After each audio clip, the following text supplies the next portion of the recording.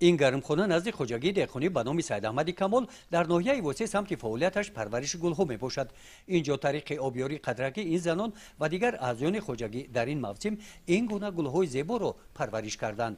گلهای ما بسیار او طلب میکنند. دورو در فصل بهار همین گلها خسرو منظرهای زیبا همه میبرد. هم خیلی نگاه میکنی خسرو آزاده و دنیال چند نمود گل نمیجده با او چنده بیای گچ خیلی زیبا هر نمود گل میشکفه خسرو او میگه دورو میگه میتیمشون هر سحر بگم و یار او میتیم. پرورش گلها در این خوجگی سال اول نبوده بلکه از چنین تجربه این دهقانان طول 10 سال باز استفاده مینمایند.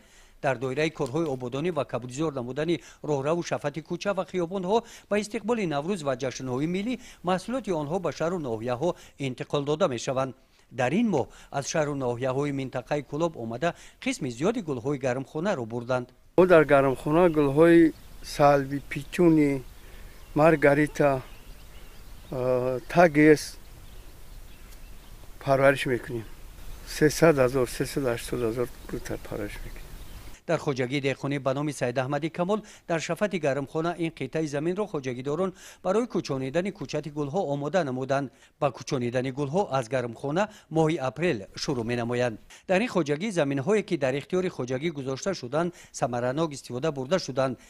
گزارش خوجا نظریف خدای نظر ظهوروف از ناحیه واسه برای برنامه اطلاعاتی نوید.